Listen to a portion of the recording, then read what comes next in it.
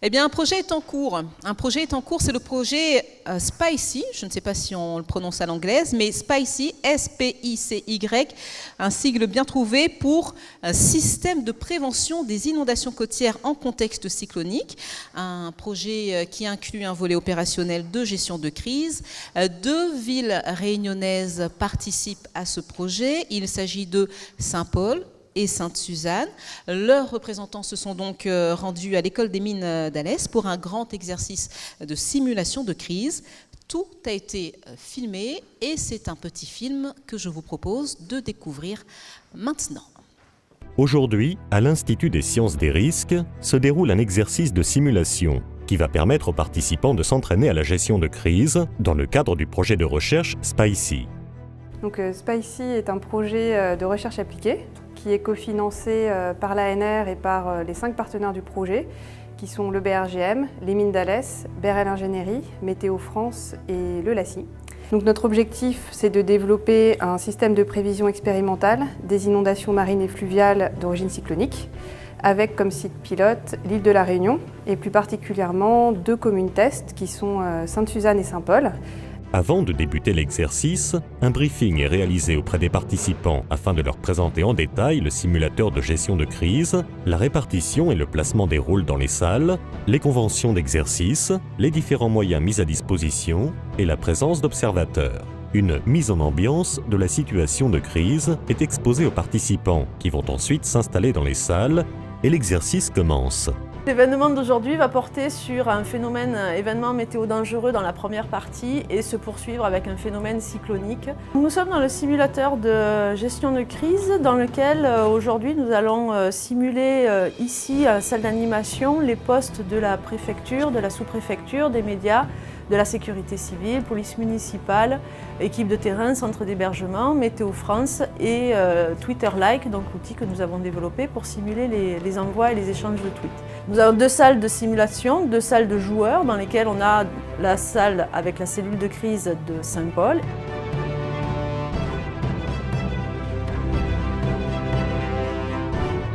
Et la salle avec la cellule de crise de Sainte-Suzanne, dans lesquelles on a les cellules de crise dans leur composition réelle, un petit peu adaptée mais réelle, et dans lesquelles les gens vont dérouler le scénario de crise que nous avons élaboré. Dans le cadre de cet exercice, je joue le rôle du préfet.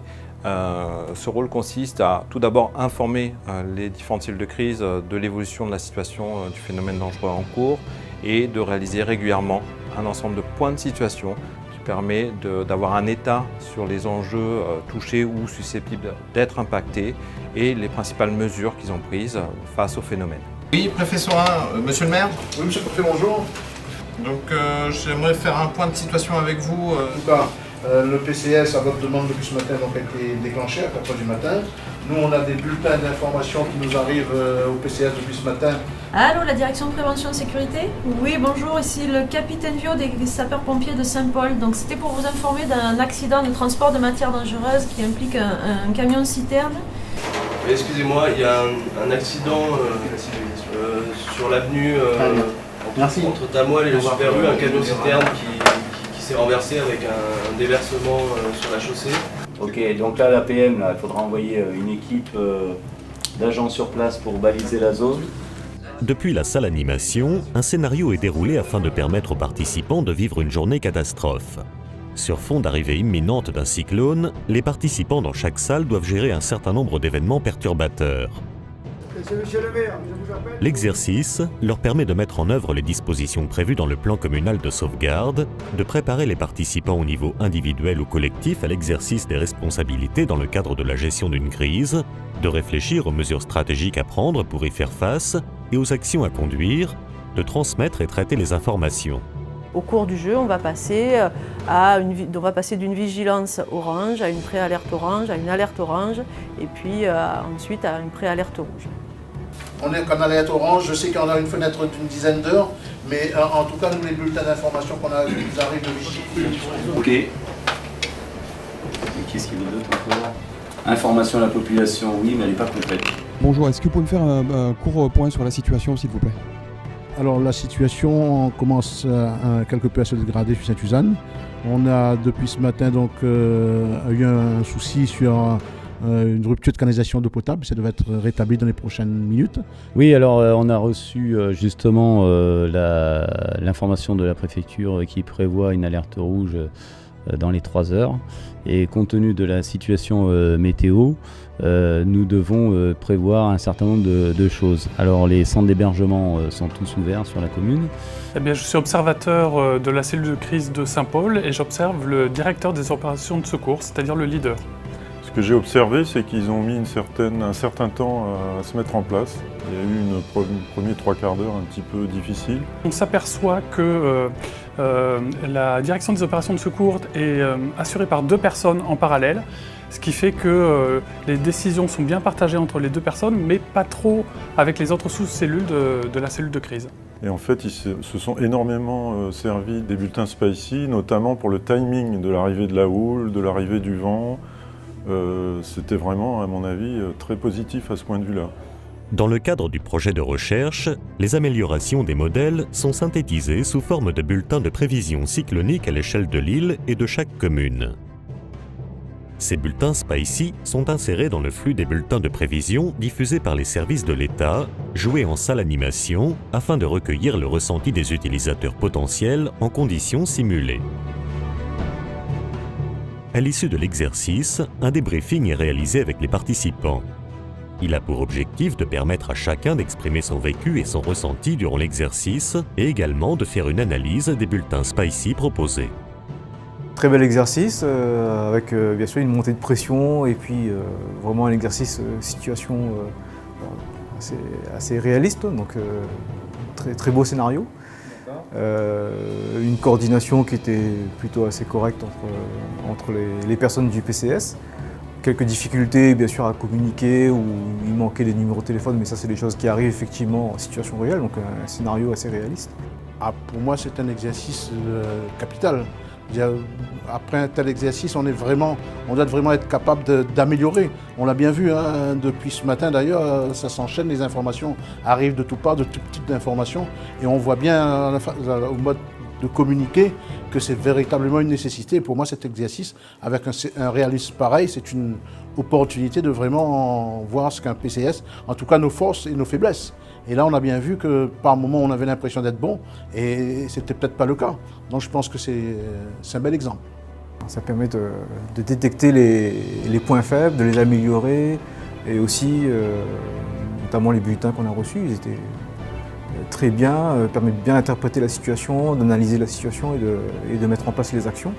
Donc ça, je pense qu'il faut absolument le mettre en place. Je ne suis pas sûr qu'on reçoit les bulletins en couleur au jour actuel, si jamais la situation se présente. Voilà donc cette présentation du projet Spicy. Vous l'aurez bien compris, il s'agit d'un projet de recherche, donc les bulletins évoqués dans ce film n'existent pas pour l'instant. Nous allons prendre l'exemple du Mozambique à présent. Parlons toujours des pouvoirs publics dans la gestion de crise et nous allons voir donc comment nos voisins africains du Mozambique se débrouillent, comment est-ce qu'ils gèrent ces situations de crise. Au Mozambique, les inondations, les cyclones font partie des risques naturels majeurs, mais il y en a bien d'autres. Je vais donc appeler Monsieur Joao Machatine et son interprète, Monsieur Machatine, qui a bien l'intention de profiter de ces assises. 10 minutes pour nous présenter un peu votre travail, votre façon de fonctionner. Monsieur Machatine, qui est directeur général de l'Institut national de gestion des catastrophes au Mozambique. Voilà.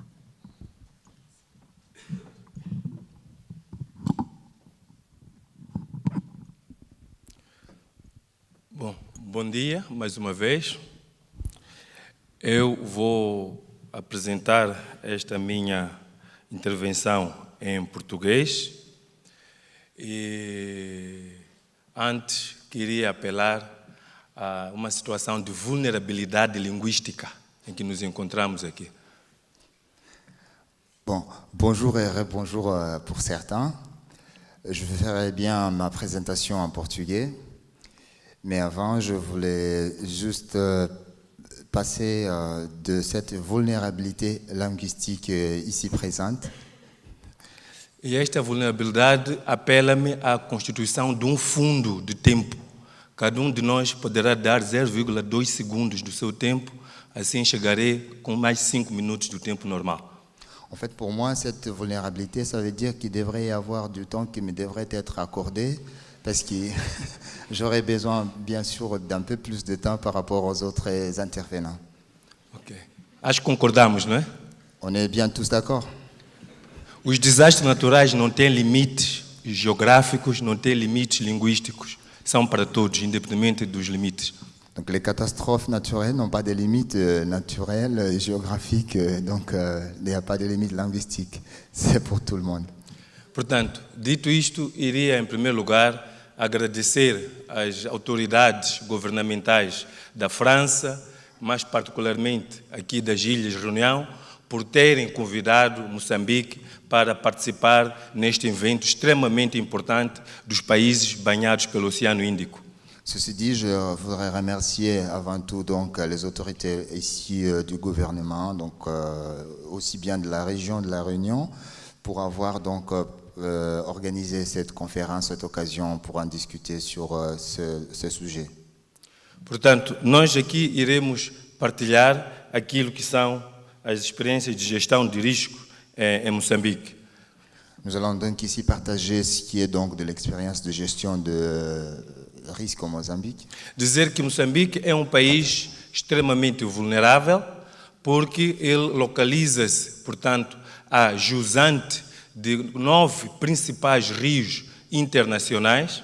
Donc, Mozambique est un pays particulièrement très vulnérable dû à sa localisation. Portanto, ele está jusante de 9 rios internacionais. Portanto, quando há cheias nos países de montante, todas essas águas convergem para Moçambique, tornando o país mais vulnerável às cheias. Donc, le pays est à la descente donc, de 9 pays voisins, justement, ce qui fait que lorsqu'il y a des pluies, il y a donc l'eau qui coule justement vers le Mozambique. O país tem também 2.800 quilômetros de costa, isto também torna-lhe vulnerável no que tange aos ciclones. Donc on a aussi 2800 km de côte et ça aussi ça nous met donc en vulnérabilité par rapport au cyclone. Como devem ter acompanhado, no início deste ano fomos assolados pelo ciclone Dineu. Vous l'avez peut-être appris, au début de cette année, on a donc été atteint par le cyclone Dineu. Também o país é propenso à seca, portanto, o lado oposto das cheias. Mais nous avons aussi la sécheresse, qui est donc l'opposé donc des inondations. Nós tivemos seca severa em 2015 e 2016, que atingiu universo de 1.500.000 pessoas. Donc en 2015-2016, en fait, on a eu de fortes sécheresses en fait, qui atteint 1 million et 2 millions de personnes. Também é país vulnerável ao sismo, porque ele é atravessado pelo Vale do Rift. Dizer que na madrugada do sábado houve sismo em Moçambique de magnitude 5.8, felizmente não causou danos humanos. Donc il y a aussi une vulnérabilité par rapport au séisme. Ce samedi déjà on en a eu, donc un petit séisme qui heureusement n'a pas causé de dégâts. Portanto, todos estes eventos extremos depois dão origem àquilo que são as epidemias. Também é país vulnerável a doenças. Donc ces événements extrêmes, ça donne donc origine donc aux épidémies. Portanto, nós temos como grandes problemas do país a ausência de infraestruturas que possam amortecer o impacto das cheias. E mais do que amortecer este impacto, é conservar esta água para responder a uma situação de seca. Portanto, o país também depara-se com dificuldades infraestruturais para mitigar o impacto dos eventos extremos. Donc notre grand problème en fait, c'est qu'on n'a pas des infrastructures pour pouvoir donc se tenir justement et réduire donc l'impact donc de ces événements. Surtout les événements par exemple des inondations, parce que lorsqu'il y a des inondations, on n'a pas par exemple de barrage, assez de barrages ou barrières justement pour faire en sorte que l'eau soit réutilisée par exemple. Nós ontem estivemos a conversar com o consultor relativamente à tomada de decisão, se vale a pena construir uma barragem ou investir mais na adaptação das populações aos eventos extremos. Mas atendendo à conjugação de vários eventos que temos no nosso país, achamos se calhar pertinente construir uma barragem. Por exemplo, Temos a 70% da população moçambicana, ela é eminentemente agrícola, vive da agricultura. E temos, por um outro lado, excesso de água e, outro lado, escassez de água. Portanto, uma infraestrutura como barragem poderá não só ajudar no amortecimento das cheias, mas também futuramente vir a ajudar na irrigação dos campos que vierem a ficar sem água para a atividade agrícola. Hier, en fait, lors des échanges avec un consultant, Bruno, en fait, on se disait par rapport à la décision, quelle serait donc la décision correcte à prendre par rapport donc à la construction, par exemple, de barrages. Donc, ça serait plutôt construire des barrages ou ça serait faire une intervention donc post-événement. Et en fait, la question, c'est que, par exemple, par rapport aux inondations, quand on a des inondations, dans une période, on a des inondations et après, on n'a pas l'eau donc pour pouvoir servir pour l'agriculture. E o governo de Moçambique, por ter se apercebido desta nossa vulnerabilidade, criou uma instituição que se denomina Instituto Nacional de Gestão de Calamidades, que é dirigido por mim. Esta instituição tem como objetivo ou a missão fazer a coordenação multissetorial para atividades inerentes à redução do risco de desastres. Donc, dû à cela, justement, le gouvernement a créé donc une institution qui s'appelle l'Institut national de gestion de catastrophes. C'est moi qui le dirige, justement. Et là, c'est de la coordination, en fait, de gestion de ce multirisques qui peuvent être donc, qui peuvent parvenir donc de ces événements. E é uma instituição que tem uma estrutura orgânica própria, tem direção de prevenção e mitigação, tem direção de zonas áridas e semiáridas, tem direção de reconstrução pós-desastre e, para além disto, esta estrutura está distribuída ao longo de todo o território nacional. Donc il s'agit donc d'une institution, comme vous la voyez sur la diapo, donc les différents secteurs, et ceci, ça se reproduit le long de tous les pays. E essa nossa implantação vai até as comunidades. Nós temos nas comunidades aquilo que nós chamamos comitês locais de gestão de risco de desastres. São estes que são o braço operativo em situações de emergência. Através das informações de previsão de ocorrência de eventos, nós fazemos chegar estas informações a estes comitês e os comitês, por sua vez, difundem as informações junto das comunidades. E o inverso também.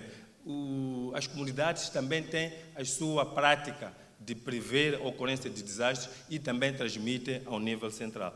Portanto, é um braço extremamente importante na ligação entre o poder central et les communautés. Donc cette gestion en fait s'étend vers tant dans le pays et ça va jusqu'aux communautés. Et donc dans les communautés, il y a ce qu'on appelle donc le comité local de gestion donc de catastrophes. Et c'est donc ces comités-là auxquels arrivent donc les informations et qui sont après donc transmises donc à toute la population, à la communauté. Et dans le sens inverse aussi, c'est ce comité qui fait donc cette communication vers le haut donc de la direction. E nós somos alimentados por informações provenientes de outras direções. Em caso de hidrologia, temos a Direção Nacional de Gestão de Recursos Hídricos, que nos dá o ponto de situação das bacias hidrográficas. Em caso de meteorologia, temos o Instituto Nacional de Meteorologia, que nos dá a situação meteorológica. Em caso do sismo, também temos a sua direção. Em caso de agricultura, assim sucessivamente. Portanto, estas direções é que nos alimentam relativamente àquilo, ao evento que vai acontecer. Donc, en ce qui concerne l'information, nous, on est alimenté par plusieurs directions. Donc, par exemple, pour la question de l'eau, la montée de l'eau, en fait, il y a la direction donc, de l'eau qui nous alerte comme quoi il y a l'augmentation de l'eau, justement, lorsqu'il pleut.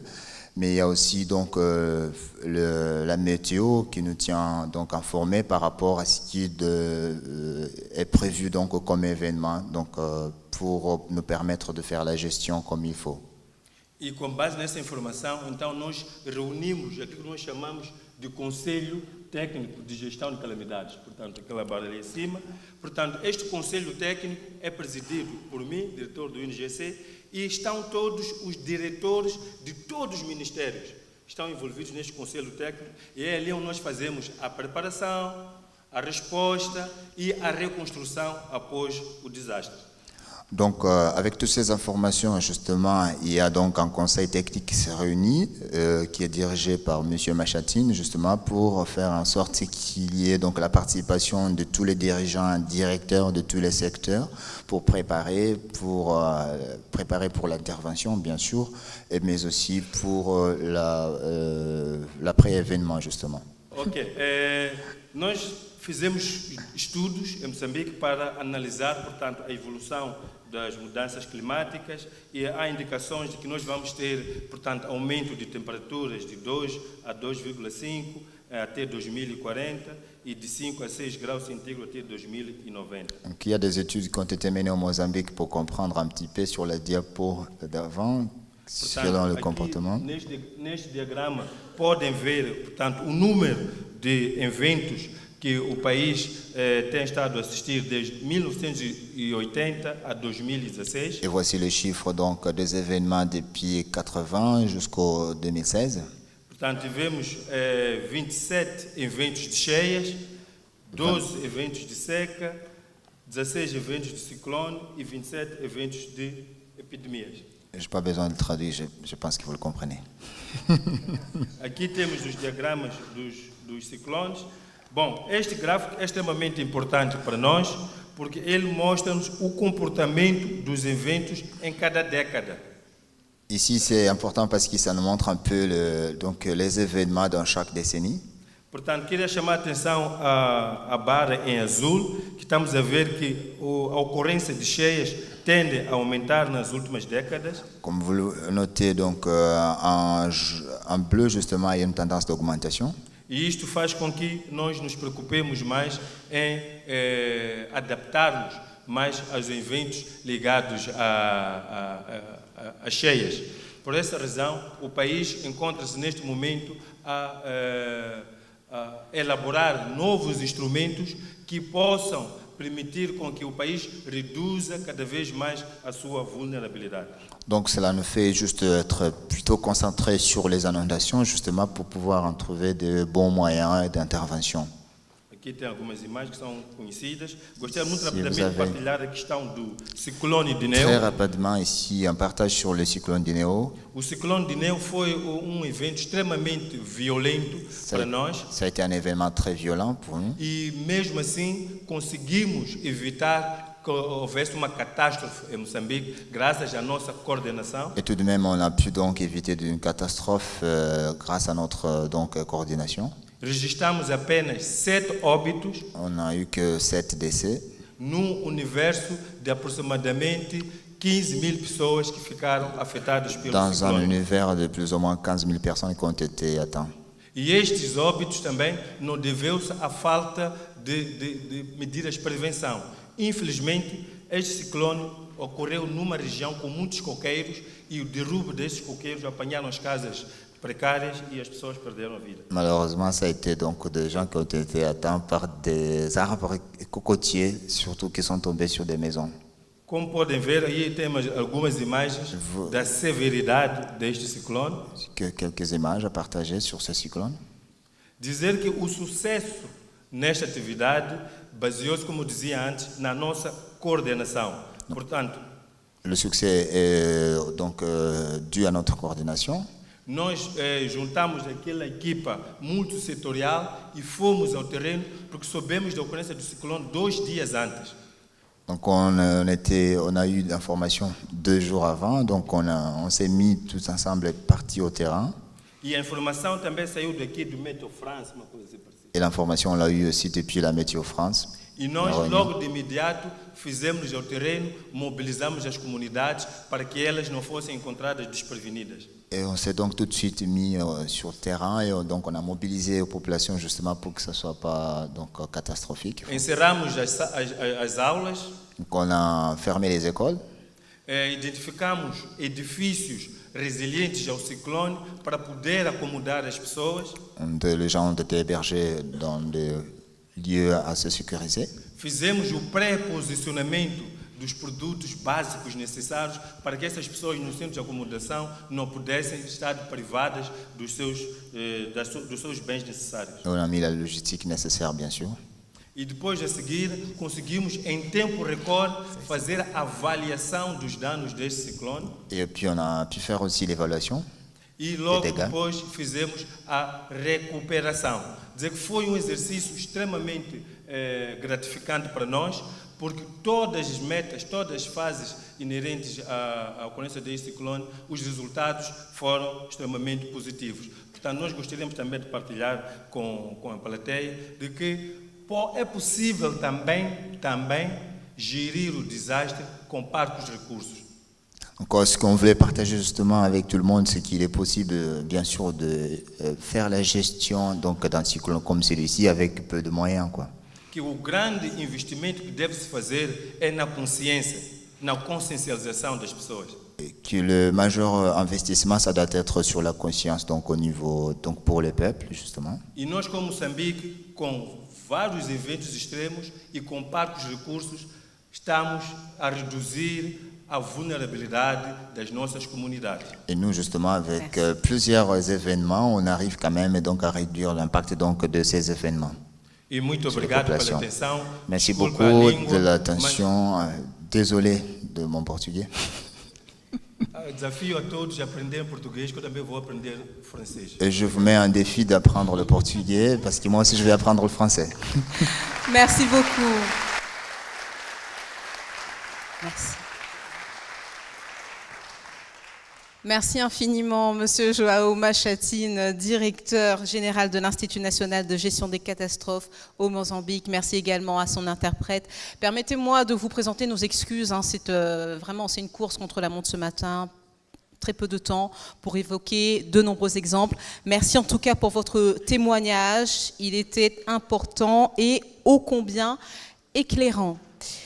Existe-t-il un dispositif d'alerte cyclonique plus efficace qu'un autre? C'est la question que nous allons poser à présent. Nous allons en quelque sorte comparer les systèmes de prévention. Pour cela, nous écoutons ces deux spécialistes en la matière, le lieutenant-colonel Manuel Kremer de l'état-major de la zone océan Indien et le commandant Kemraj Servan-Singh du National Disaster Risk Reduction de Maurice, en clair, Comité national de réduction des risques, je résume bien, de l'île Maurice. Je vais vous lancer un défi, je vais faire comme Monsieur Machatine, je peux vous lancer un défi? 5 minutes, c'est bon? Merci beaucoup. Bonjour à toutes et à tous. Donc on va tenir le timing. Donc dans le cadre de ces assises, il me revient de vous présenter un rapide aperçu sur les dispositifs existants. Donc on va voir un peu les dispositifs qui existent dans les territoires ultramarins et puis on fera un focus sur la zone qui nous concerne directement, c'est-à-dire le sud de l'océan Indien. Alors, tous ces dispositifs ont une seule et unique vocation, c'est effectivement de prévenir la population. Donc grâce aux progrès réalisés dans le domaine de l'observation des phénomènes, mais aussi dans leur suivi de trajectoire et de leur modélisation, on est parvenu à anticiper quelque peu l'arrivée de ces phénomènes et donc à prévenir et à bâtir des scénarios envisageables.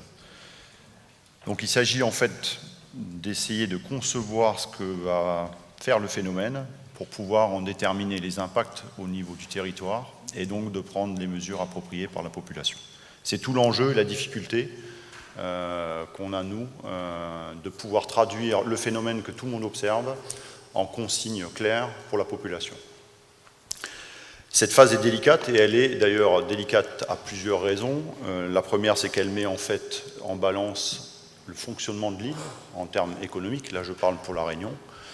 Avec la vie de chacun, l'arrêt à un moment ou un autre de cette vie normale pour se protéger et la reprise une fois le phénomène passé. Elle met aussi en jeu la spécificité de l'île en termes topographiques, puisqu'on a tous conscience que l'impact du phénomène va être totalement différent suivant le secteur dans lequel vous vous trouvez sur l'île.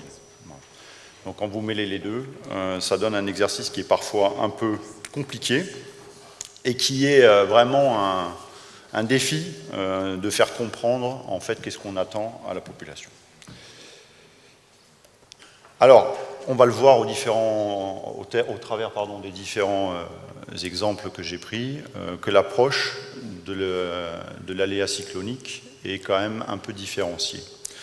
Alors, certains pays l'abordent plutôt sous l'angle de l'intensité du phénomène, alors que d'autres privilégient l'aspect temporel, c'est-à-dire le délai qui nous reste avant son impact. De même, les postures adoptées par les populations sont plus ou moins hétérogènes entre les territoires, même si le confinement reste pour la population une mesure qu'on retrouve quasiment partout. Alors on va commencer par l'arc antillais. Vous voyez que concernant les Antilles et la Guyane, on est sur une phase de vigilance telle qu'on les connaît en métropole. Donc on n'est pas sous un système d'alerte, c'est une phase de vigilance. Une vigilance en fait qui est à 5 couleurs. L'aggravation des différents stades se fait par l'approche du phénomène. Et la distinction entre le rouge et le violet, lui, se fait par rapport à son intensité. Donc par rapport à ce que vous connaissez ici à La Réunion, vous voyez que c'est un peu différent. Il y a un code couleur qui s'en rapproche, et on a un cadencement et un changement de phase qui est un peu différent. Concernant la Polynésie, donc là dans le Pacifique, on est également, comme chez nous, sur un système d'alerte. Donc là on n'est plus sur des phases de vigilance, mais un système d'alerte. Là aussi, les passages d'alerte, de stade d'alerte, se font à l'approche du phénomène, suivant sa proximité en fait des atolls. Et à noter quand même qu'entre le comparatif, je vous ai mis les deux parce qu'ils sont quand même relativement proches, il y a quand même une différence, c'est justement l'espace temporel qui fait le changement de stade. Si vous regardez en haut, en Polynésie, on est sur un pas de temps qui est un peu plus lointain que celui appliqué ici. On a des tranches horaires qui sont plutôt sur les 48, alors qu'ici on est plutôt sur 24 heures. Voilà, mais sinon les deux systèmes se rapprochent quand même de façon assez flagrante. Concernant la Nouvelle-Calédonie et Wallis, alors là on est sur aussi un système d'alerte, avec donc des phases qui sont franchies à l'approche du phénomène, mais par contre on n'a plus de code couleur. Donc on est en fait sur une alerte pure et simple, avec des consignes pour la population, et ces pas de temps sont quasiment identiques aux nôtres, puisqu'on est toujours sur l'effet 6 heures, 24 heures ou 48 heures. On va regarder un peu ce qui se fait ailleurs dans le monde, dans la région. Alors au niveau australien, on a un système d'alerte également en code coloris qui ne sont pas tout à fait identiques. On est sur un code un peu plus standard international, donc on est sur du bleu, jaune et rouge. Cette alerte, elle est traduite en consigne à la population. Donc suivant le niveau d'alerte, vous avez un effet attendu pour la population. Et ce système d'alerte, lui, il est couplé à une intensité de phénomène qui est catégorisée. Donc vous entendrez en fait des phénomènes de catégorie 1 à 5. Donc la catégorie, elle, traduit l'intensité du phénomène, et le niveau d'alerte, lui, traduit l'action attendue de la population. Au niveau de nos voisins, donc pour Madagascar, là on est effectivement sur un système d'alerte qui ressemble au nôtre, mais qui n'a pas les mêmes couleurs. Où là aussi on est sur un pas de temps d'arrivée de l'événement sur l'île, et donc une consigne qui est donnée à la population. Je laisse la place au commandant Servansing pour parler de Maurice et de Rodrigue. Merci, lieutenant-colonel Kremer. Merci. À présent, nous allons écouter un spécialiste donc venu de l'île Maurice, le commandant Servansing. Quelles sont les particularités Mesdames, Messieurs, de votre système? Et je voudrais premièrement remercier la direction de la préfecture pour cette invitation, et aussi pour m'avoir donné l'occasion de parler sur notre système d'avertissement de cyclone à Maurice, ou alerte.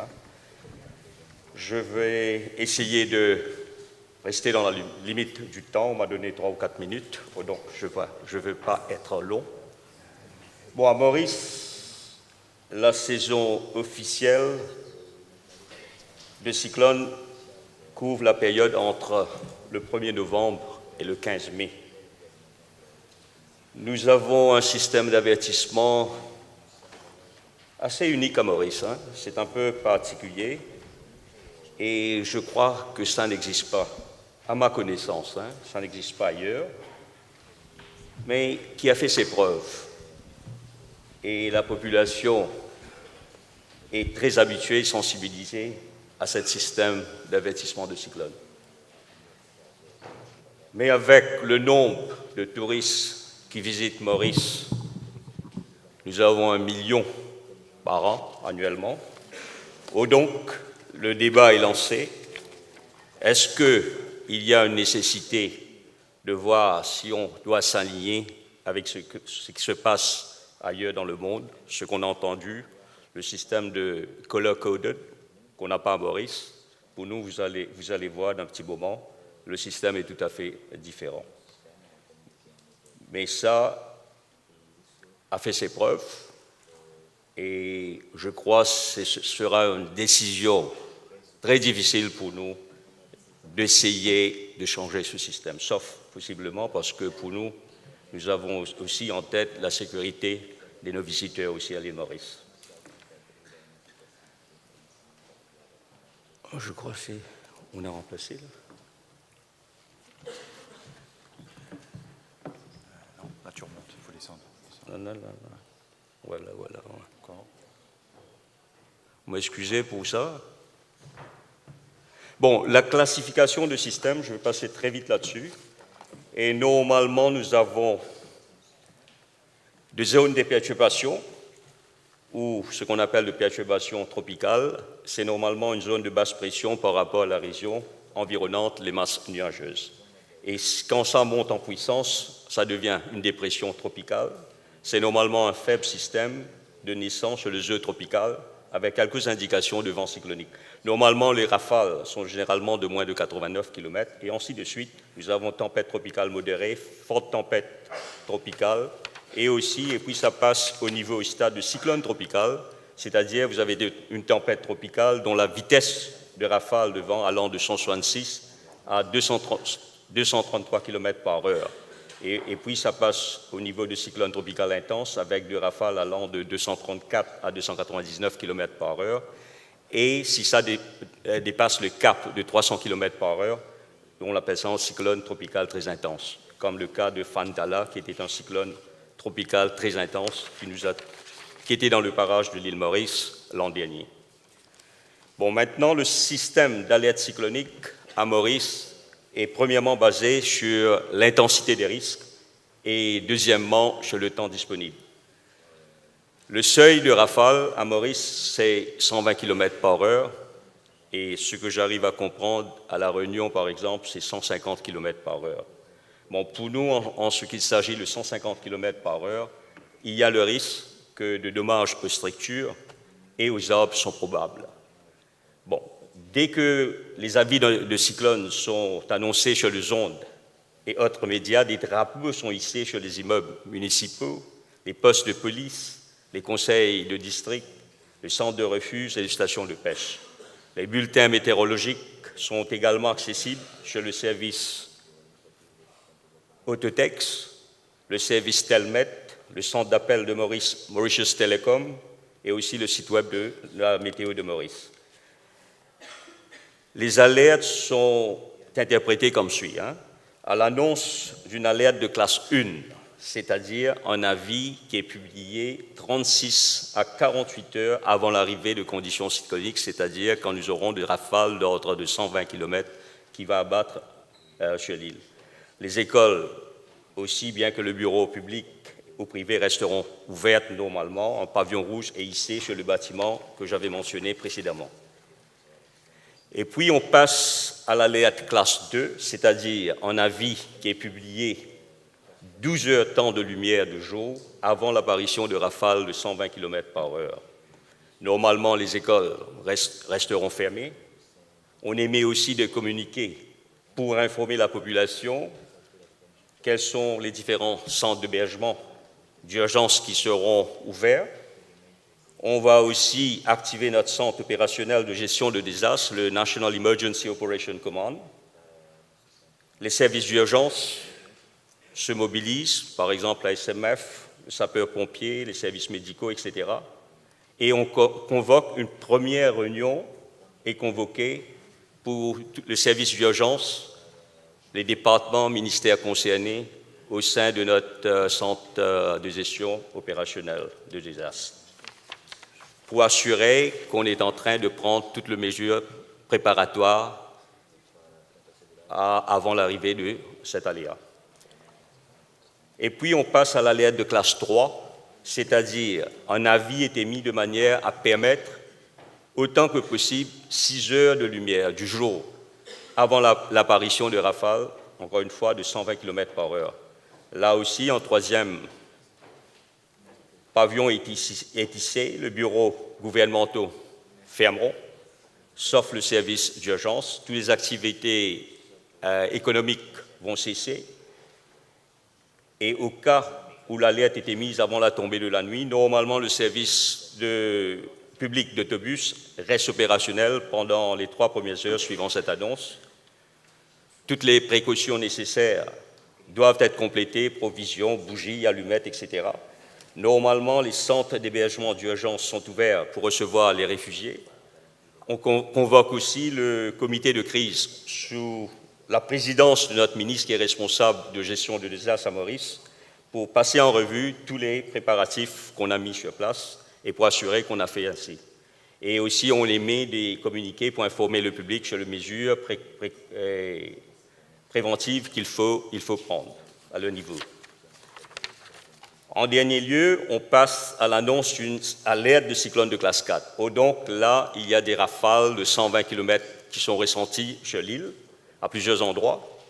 Et là, définitivement, les gens sont conseillés de rester à l'abri, à l'intérieur de leur maison, et ne pas s'aventurer à l'extérieur pour une raison quelconque, etc.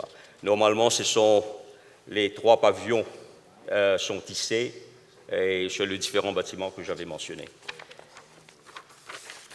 Après le passage d'un cyclone, les alertes définitivement sont enlevées quand il n'y a plus aucun risque de ressentir des rafales dépassant le 120 000 km parce que le danger existe. On est en train de voir ce que vous avez à la réunion ici, une phase de sauvegarde. On n'a pas une phase de sauvegarde parce qu'après qu'on enlève l'avertissement de cyclone de classe 4, il y a cette tendance pour les gens de penser qu'il n'y a plus de danger, même si on émet de vigilance fort vent, forte pluie. Mais là, on est en train d'étudier le système réunionnais pour voir cette affaire de phase de sauvegarde. Ici, c'est possible. On va voir si on pourra adopter un système semblable. Et voilà ce que j'avais à vous dire sur notre système d'avertissement. Comme vous avez constaté, c'est un peu différent de ce que vous avez entendu auparavant. Et je m'arrête ici et je vous remercie pour votre aimable attention. Et merci beaucoup. Merci beaucoup, commandant Sarvancy. Un complément d'information, lieutenant-colonel Kremer. Alors, on va juste terminer la présentation. Donc, pour faire plaisir à Joao, on va parler Mozambique. Vous voyez à l'image que le concept est relativement semblable à celui de l'Australie, avec donc une alerte de 3 niveaux et une catégorisation des phénomènes suivant leur intensité, ce qui permet de traduire auprès de la population la force du phénomène qui approche. Alors, pour conclure, en fait, par rapport à tout ce que vous avez vu, si on doit résumer tous ces systèmes, en gros, on n'a pas un système unique d'alerte. Néanmoins, la philosophie de tous ces systèmes est quand même très proche, dans le sens où le but recherché est de gagner un maximum de délai pour préalerter la population, l'informer de la trajectoire, lui donner des consignes à appliquer, de façon à la préserver. Alors effectivement, les codes couleurs changent, les niveaux de vent peuvent évoluer. Vous voyez que les vents pris en compte, que ce soit des vents moyens ou des rafales, ne sont pas identiques dans tous les pays. C'est lié aussi au contexte, puisque ce système d'alerte, il a été bâti par l'expérience, le vécu de chacun et la perception qu'a la population de ce risque-là. On l'a vu tout à l'heure, effectivement, ce risque cyclonique est un des risques qui est le plus perçu par la population réunionnaise. Encore faut-il que sa traduction soit en conformité avec les attendus de protection de la population. Voilà, je vous remercie beaucoup. Merci beaucoup. Lieutenant-colonel Kremer, Je précise que cet après-midi, il y aura un atelier spécifique, c'est l'atelier numéro 2, atelier sur la gestion de crise, de la perception individuelle à l'organisation collective. Vous pourrez donc poser toutes vos questions sur la gestion de crise à ce moment-là.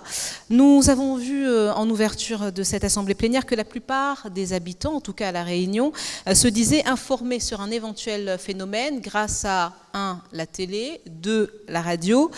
Mais quid des réseaux sociaux? Internet serait pour l'instant encore loin derrière.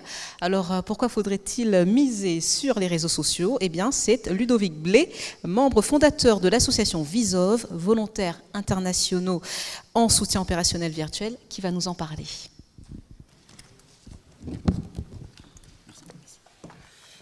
Bien. Bonjour à tous. D'abord, je voudrais, comme mes collègues, remercier l'ADEAL qui a organisé ces journées. Vous remercier tous d'être présents aujourd'hui avec toutes vos institutions que vous représentez, avec la volonté de faire avancer les choses. Et un petit remerciement spécial pour le colonel ce matin qui représentait le SDIS de La Réunion et qui, avant moi, vous a parlé des médias sociaux et des MSGU, des médias sociaux pour la gestion de l'urgence. Preuve que c'est aujourd'hui quelque chose qui est en vogue et qui est en tout cas au cœur des préoccupations des institutionnels, que ce soit les pompiers ou les préfectures. Alors en fait, nous, on part d'un constat simple. Aujourd'hui, de plus en plus de monde, de plus en plus de citoyens sont équipés avec des téléphones portables, avec des smartphones, des téléphones intelligents, et de plus en plus de monde sont sur les médias sociaux, tous les jours, en permanence.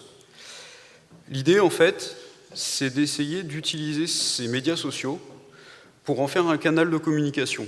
Mais un canal de communication à 2 sens.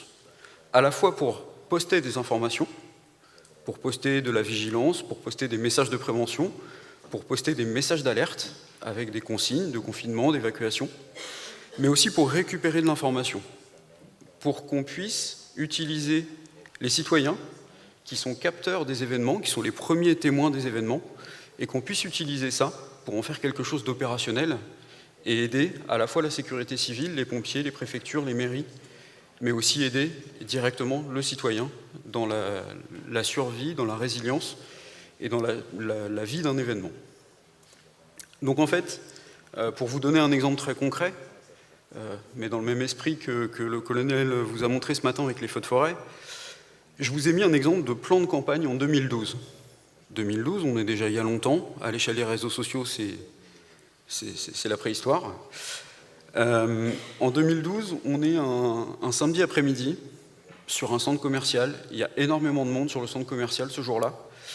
Et le CODIS, donc le centre de crise des pompiers, reçoit un appel comme quoi une tornade est passée sur le parking du centre commercial.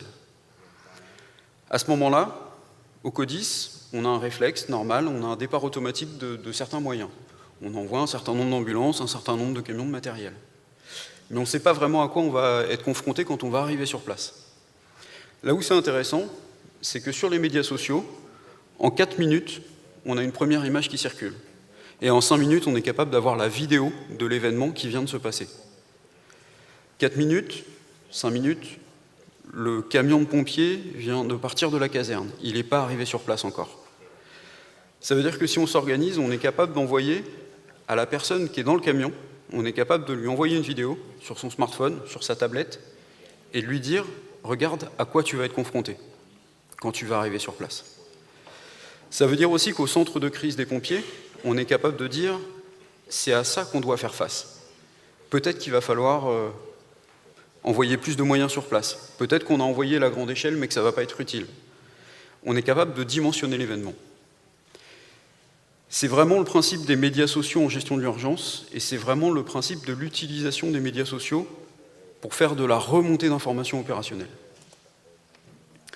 Alors en fait, on n'a rien inventé, on s'est juste inspiré de ce qui se faisait, notamment en Nouvelle-Zélande et aux États-Unis, et des choses qui ont beaucoup circulé, notamment en 2012 avec l'ouragan Sandy aux États-Unis.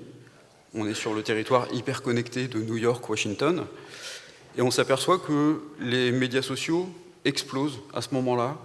On a énormément de flux et on a énormément de citoyens qui posent des questions, qui cherchent de l'information et qui rentrent en contact avec des autorités pour essayer d'avoir de l'information. Donc on a le hashtag Social Media for Emergency Management, le hashtag SMEM qui circule. C'est ce qui nous donnera, nous, l'idée, en France, de développer le hashtag médias sociaux en gestion de l'urgence, donc le hashtag MSGU, dont parlait le colonel tout à l'heure, sachant qu'en France, on a la particularité de séparer la partie sécurité civile, donc la partie MSGU, avec la partie force de l'ordre, donc la MSFO. Très concrètement, aujourd'hui, on a des institutions qui se sont lancées là-dedans et qui, aujourd'hui, utilisent les médias sociaux pour faire passer des messages et pour récupérer de l'information. Alors, je vous ai mis quelques exemples. La ville de La Londe-les-Morts, par exemple, qui, dans le cadre d'une inondation, communique avec la population pour la mettre en sécurité. La préfecture du Var, qui communique sur un déclenchement intempestif de sirènes, avec un début de panique dans la population, et la préfecture qui utilise Twitter pour diffuser le message. La ville d'Anglet, qui avait pas mal utilisé les médias sociaux pour un cargo qui s'était échoué sur une plage, avec là la particularité d'avoir utilisé à la fois le compte officiel de la ville, mais aussi le compte du maire de la ville, son compte personnel, pour toucher un maximum de monde. Dans tout ça, en fait, aujourd'hui, que ce soit les pompiers, les préfectures, les élus locaux, aujourd'hui, on n'a pas forcément beaucoup de personnes qui sont formées à ça et qui sont prêtes à utiliser les médias sociaux. Visov, l'association qu'on a cofondée il y a maintenant 5 ans, donc les volontaires internationaux en soutien opérationnel virtuel, nous, en fait, on se propose, en tant que bénévoles, de se mettre à disposition des autorités qui voudraient nous mobiliser pour faire ce travail de monitoring des médias sociaux, d'analyse des informations, de croisement, de vérification, de synthèse, et donner à l'autorité quelque chose qui est fiable, qui est vraiment non plus de l'information, mais du renseignement. Et en fait, donner à l'autorité quelque chose qui va lui servir, quelque chose qui va être concret et opérationnel. Donc en fait, on a 3 missions principales. L'appui, le renfort technique et méthodologique pour les institutions, le déploiement de la cartographie collaborative, puisqu'on essaye de créer des couches géographiques avec ces informations, de mettre toutes ces informations sur des cartes, et assister les sinistrés via les médias sociaux en organisant l'interface entre le sinistré et l'autorité, entre le sinistré et les pompiers.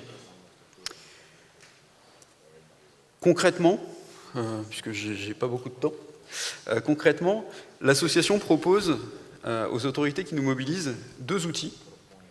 Un classeur Excel hébergé sur Google Doc, très simple d'utilisation, sur lequel vous retrouvez le nom du bénévole qui a trouvé l'information, le résumé de l'information, l'heure, ça c'est hyper important, et le lien vers l'information brute, le lien vers la vidéo, la photo, ou en tout cas le tweet ou le Facebook qu'on a trouvé. Et quand la situation le nécessite et quand on a les ressources pour le faire, on met en forme toute cette masse d'informations sur une cartographie. Et ce sont les 2 éléments qu'on donne aux autorités qui nous mobilisent et que les autorités qui nous mobilisent utilisent et affichent dans leur centre de crise. C'est comme ça qu'on fonctionne très concrètement. Pour vous donner un exemple sur les rumeurs, puisque beaucoup connaissent les rumeurs sur les médias sociaux, alors déjà les rumeurs ne sont pas nées avec les réseaux sociaux, les rumeurs existaient bien avant. La seule différence, c'est que les réseaux sociaux servent à propager beaucoup plus vite et beaucoup plus loin les rumeurs. Mais c'est aussi avec les médias sociaux qu'on est capable de déjouer les rumeurs. Je vous ai mis l'image de l'ouverture du JT de TF1 à 20h, le soir du crash du train à Brétigny-sur-Orge, où on voyait cette image. Et nous, avec le centre de crise du ministère de l'Intérieur, avec des vérifications, on était capable de leur dire que ce n'était pas une image de Brétigny. Ça, on est capable de le faire. On est capable de croiser les informations. Et pour terminer, je voulais vous présenter une initiative citoyenne, puisqu'on est aussi là pour parler des citoyens. Alors, on n'est pas sur du risque naturel, on est sur les attentats du 13 novembre à Paris. On est sur un compte qui avait pour but de croiser les informations.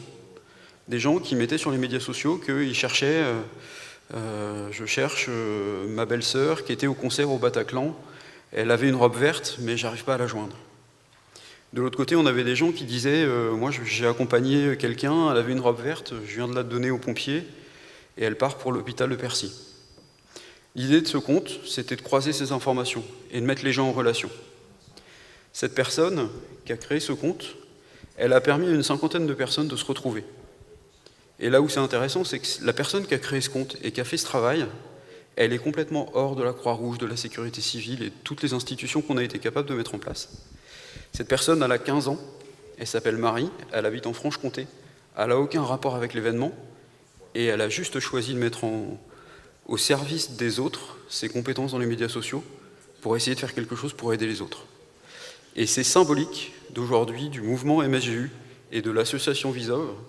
C'est juste utiliser nos compétences en médias sociaux pour essayer de faire quelque chose et aider le citoyen à vivre des événements qui sont douloureux. Voilà, j'ai fait court. Merci beaucoup. Merci.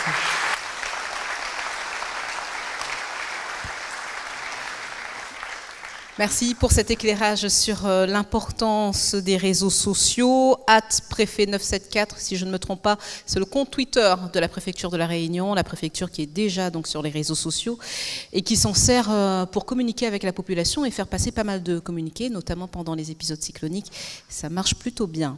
Alors nous avons donc vu la perception des risques par la population, nous avons vu comment les pouvoirs publics multiplient les efforts pour faire face à la crise. Voyons à présent comment faire lorsque le risque est quasi permanent, comment aménager son territoire, peut-on aménager ce territoire? C'est le thème de la 3e et dernière table ronde de cette matinée, quand la délocalisation est la solution. Cela s'est passé ici, à La Réunion, en fin d'année 2014, tout un quartier forcé de déménager en raison d'éboulements menaçants. C'est le quartier de la Passerelle à Saint-Joseph. Ça a été un événement très médiatisé. Et pour en parler, nous allons appeler le premier adjoint au maire de Saint-Joseph, Monsieur Landry. Messieurs, merci d'avoir participé à cette table ronde.